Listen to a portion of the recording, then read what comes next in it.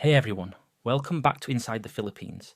Today's story comes from Jim, a retired corrections officer from Ohio who came to the Philippines looking for peace, companionship, and maybe one last shot at something real. He wasn't chasing fantasies, just hoping to matter to someone again.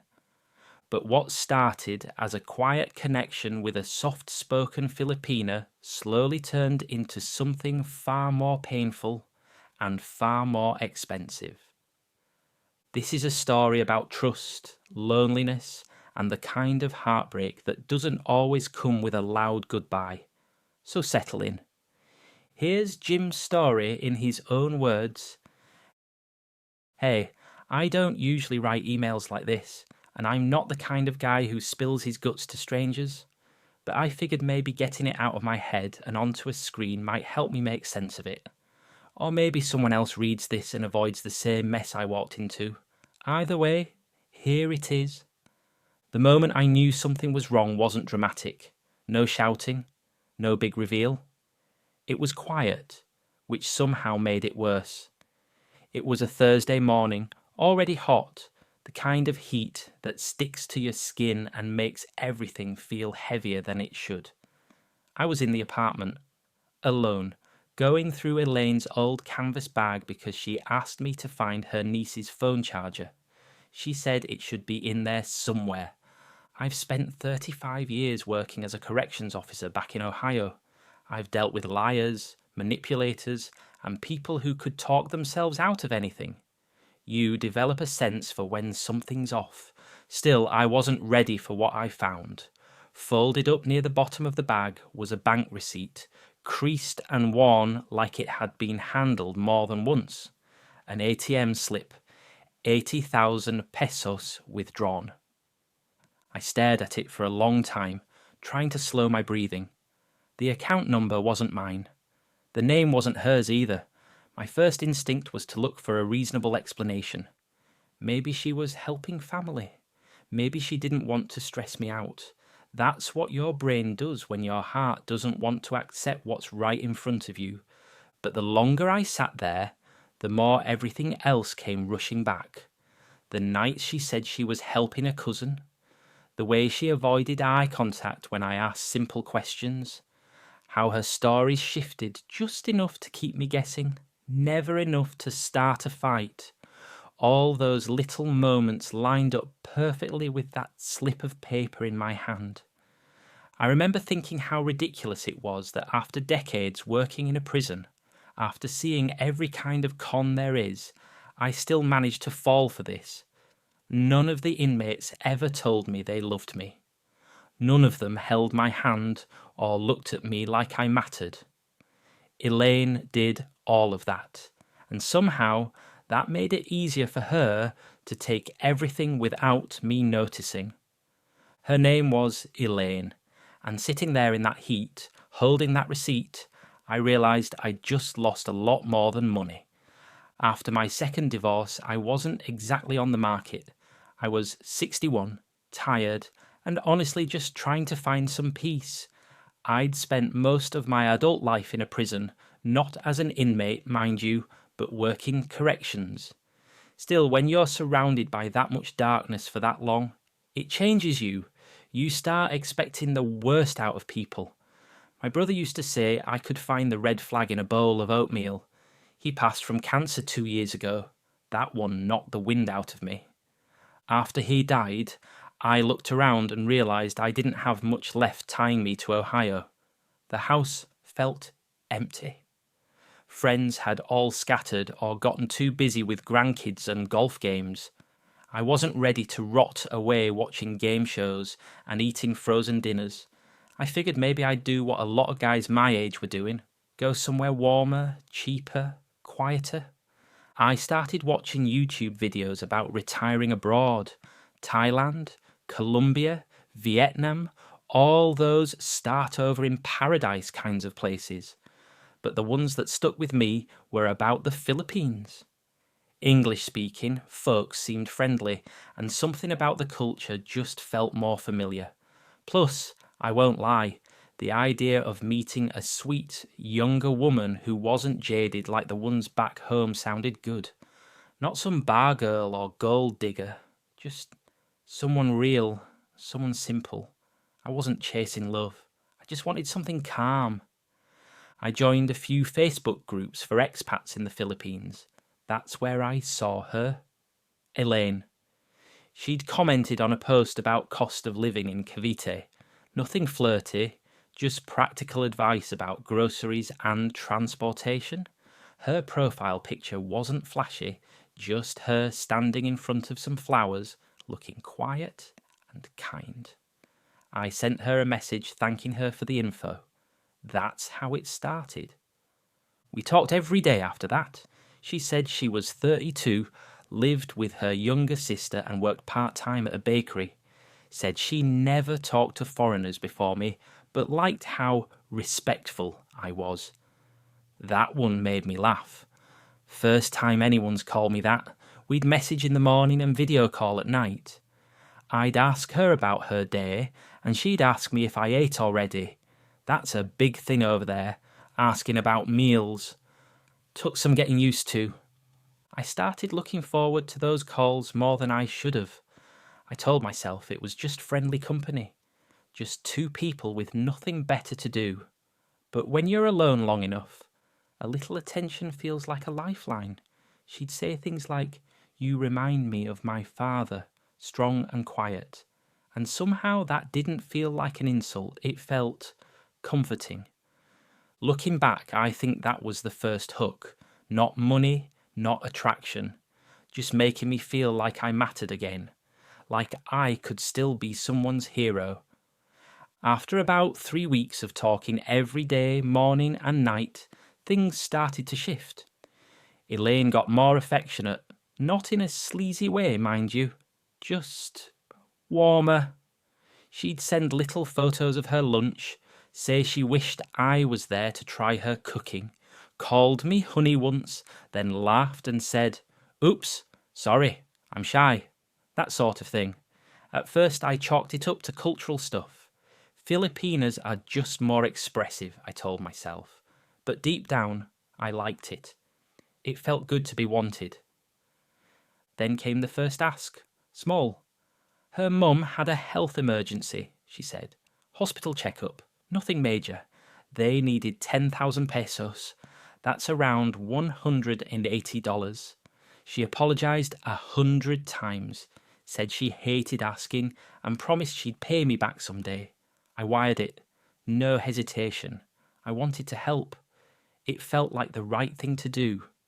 What's the point of having a pension if you can't use it to help someone in need?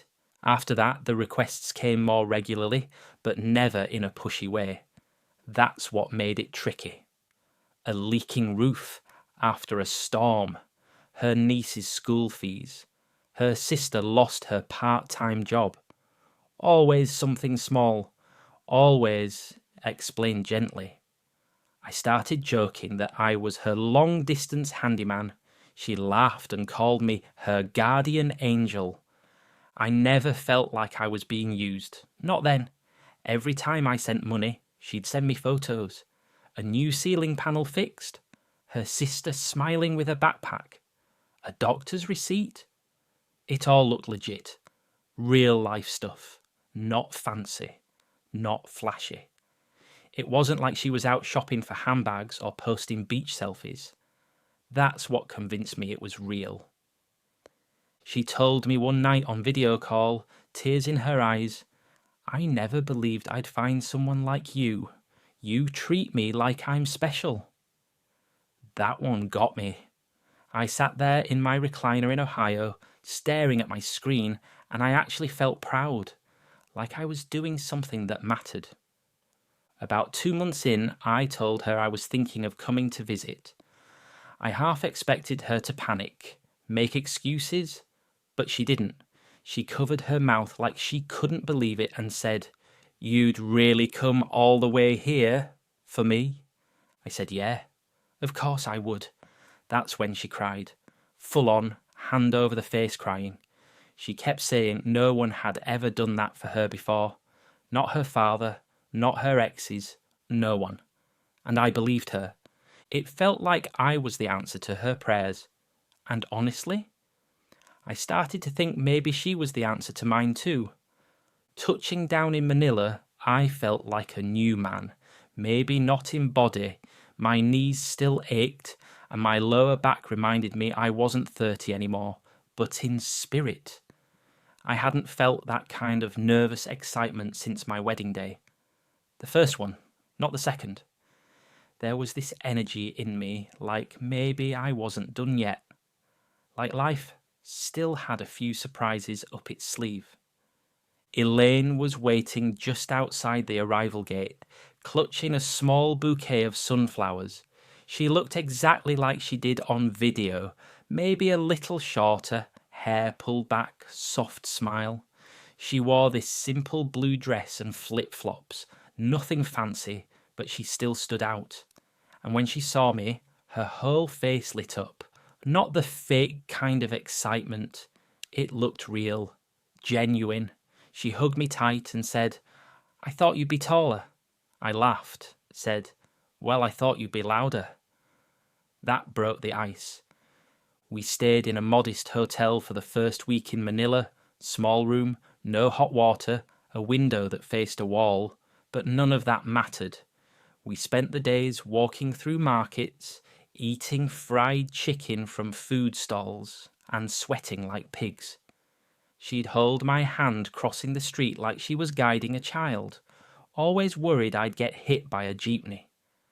I joked that I'd never crossed a street with this much love before. After a few days, she said it would be cheaper if we rented an apartment in Cavite near her family. I agreed. It made sense. More space, closer to the people she cared about, and I wouldn't have to eat hotel food every day. We found a place through one of her friends. It was small but clean. 2 rooms, a rusty little fan, and a bathroom with a bucket for showers. Honestly, it felt more like home than my place back in Ohio ever did. Elaine slipped into the role of house partner fast. She cooked breakfast every morning, usually garlic rice, eggs, and some dried fish that took me a while to get used to. She'd sweep the floor, do the laundry by hand, and call me my Joe in front of the neighbours. I liked that. Made me feel like I belonged to someone. But after a couple of weeks, things started to shift. Subtly at first. She got quieter, less affectionate. Started stepping out more often. Said she needed to help her cousin, or buy groceries, or run errands for her sister. Always had a reason. Always came back with something. Rice, shampoo, medicine, so I didn't question it too much. But I noticed she stopped asking me to come with her. At night, she'd be on her phone a lot more. I'd ask what she was doing, and she'd smile and say, "Just TikTok." She didn't hide it, but something about her posture was different, like she was always turning slightly away from me. She stopped laughing at my dumb jokes too, the ones she used to find charming. I tried to shake it off, told myself she was just adjusting to having me around.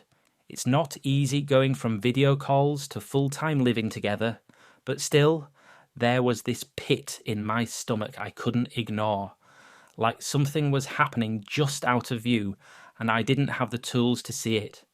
I told myself I was overthinking it, that I was too used to being suspicious from the prison job, that I needed to relax and trust her. That was my second mistake. It was early on a Monday when I finally gave in to the knot in my gut. Elaine told me she needed to go to the market alone. Said she had to meet a vendor who owed her a discount or something. Normally, I wouldn't have thought much of it, but she avoided eye contact when she said it, and her voice had that high-pitched edge she got when she was nervous. I smiled and told her to take her time. Kissed her on the cheek, watched her walk out the front door like I always did.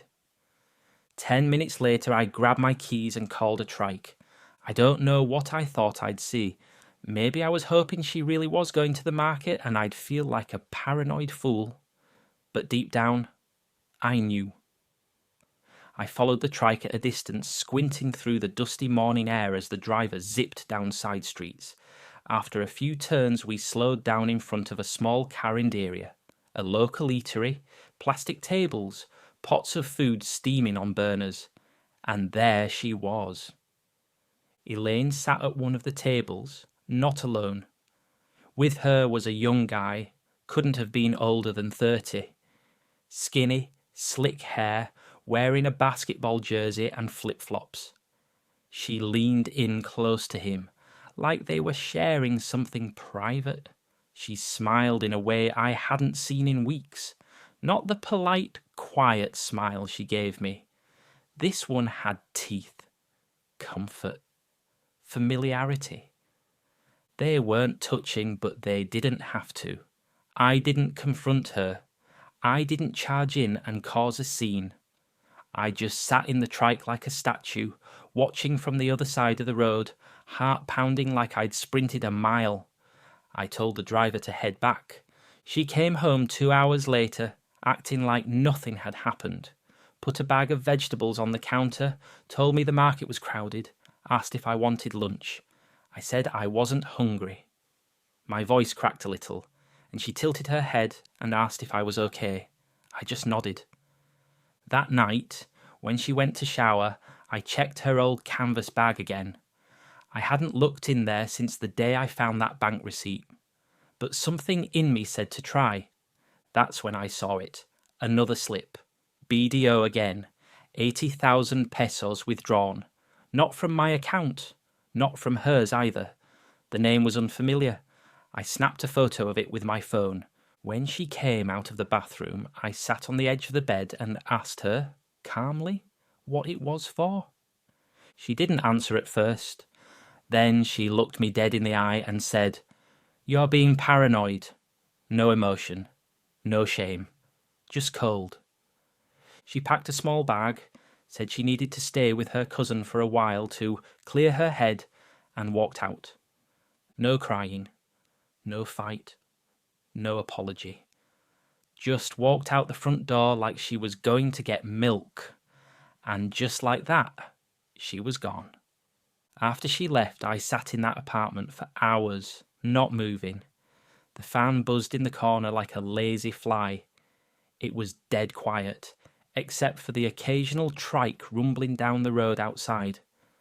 I didn't eat, didn't turn on the TV, just stared at the wall like I'd been unplugged. You'd think after everything, all the signs, all the little lies, I'd be angry. Furious even. But mostly, I just felt stupid. The next day, I walked down to the little sari-sari store on the corner to get a Coke. The old lady who ran it gave me this look, kind of sad, kind of embarrassed, like she knew. I asked her, straight up, if Elaine had said anything.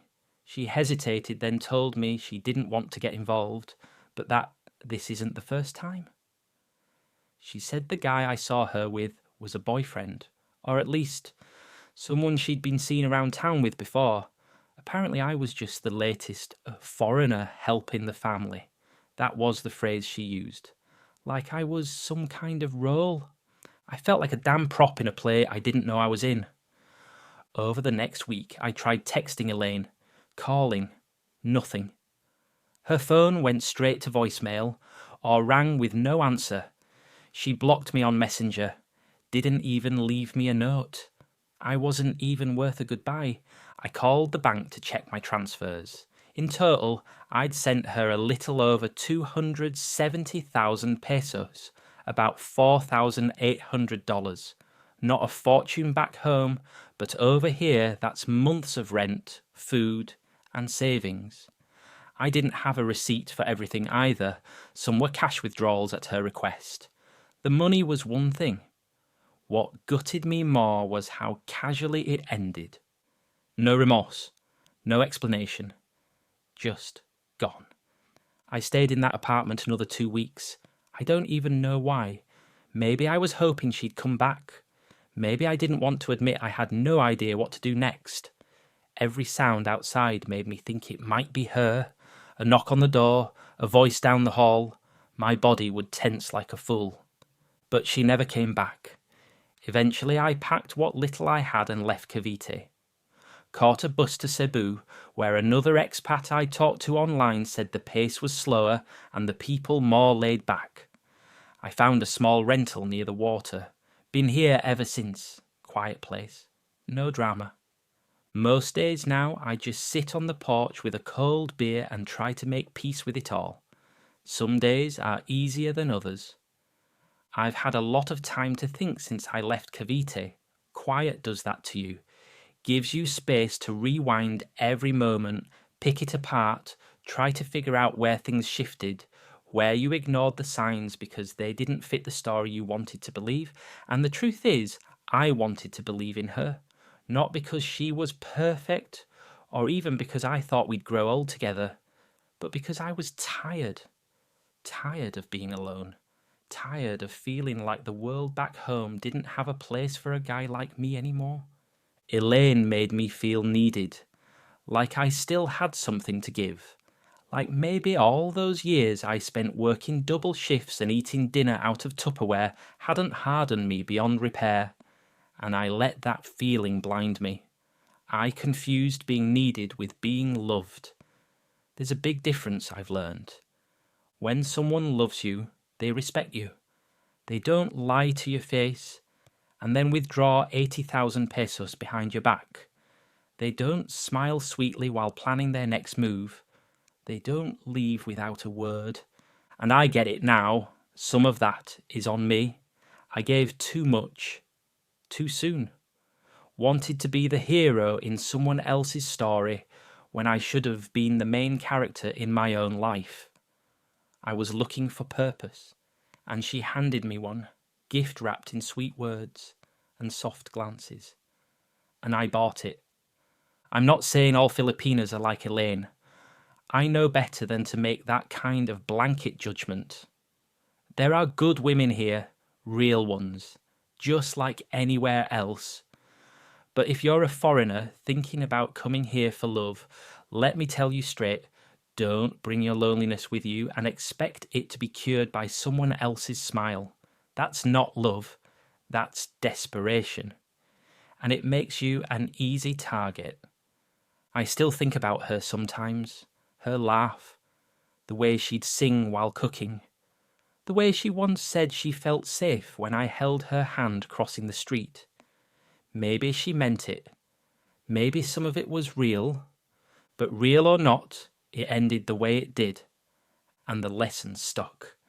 Now, when I meet people, new friends, neighbours, even the occasional woman who tries to strike up a chat, I take my time. I listen more than I talk. I let silence fill the gaps where I used to throw money or compliments. And you know what? Life feels a little more honest that way. A little slower, sure, but cleaner. Like I've finally started living on my own terms again. And for the first time in a while, I'm okay with that. Here's the part I didn't want to admit.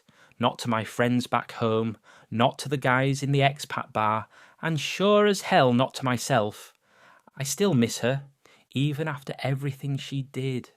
After the money, the lies, the quiet walk out. I miss the way she used to look at me in the mornings. I miss the way she'd rest her hand on mine when we were riding in a trike, like I was her whole world. I know now that maybe it was all an act. Maybe none of it was real. But feelings don't turn off just because facts come to light. You spend enough time with someone, even if it's built on a shaky foundation, and they become part of your routine, part of your day. And when they're gone, it's like the lights stay on, but nobody's home. That's the thing nobody tells you about getting scammed. It's not just your bank account that takes a hit. It's your confidence, your pride, your ability to trust your own damn judgment. And if you're not careful, it starts to eat away at the way you see people. And worse, the way you see yourself. But I'm still here, still breathing, still waking up every day and making coffee on this beat-up gas stove in Cebu. I joined a local chess club, not because I'm good, but because it keeps my brain from drifting too far into the past. I've met some decent folks, expats and locals alike. We share stories, laugh a bit, and yeah, sometimes we warn each other about the risks no one talks about until it's too late. I'm not angry anymore, at least not like I was. I'm not bitter either, just wiser. Maybe a little slower to open up, but I think that's fair. You live through something like this, and you earn the right to be cautious. Sometimes people ask me if I'd ever date another Filipina. My answer? Maybe, but not like before. Not blindly. Not because I want to feel needed again. If it happens, it'll be because we both see each other clearly, flaws, limits, and all, and still choose to stay. And if that doesn't happen, that's okay too, because I finally learned something that took me over 60 years and one broken heart to understand. Being alone isn't the worst thing in the world. Being lied to while thinking you're loved, that's worse. Thanks for sticking with us through Jim's story. His experience is one a lot of men don't talk about, not because it's rare, but because it's personal, painful, and wrapped up in things like pride, hope, and loneliness. Whether or not Elaine ever cared for him, one thing's clear. Jim was looking for something real, and in the end, he got something very different. Stories like this aren't meant to shame anyone. They're meant to open eyes. If you're thinking about moving to the Philippines, starting a relationship here, or already in one, take your time. Listen to your gut, and never ignore the quiet moments where something feels just a little off. We share these stories not to scare you, but to prepare you, because the more you know, the better choices you can make. If this story resonated with you, hit that like button, subscribe for more real stories from inside the Philippines, and let us know your thoughts in the comments below. We've got more coming soon, and not all of them end like this one. Stay safe out there.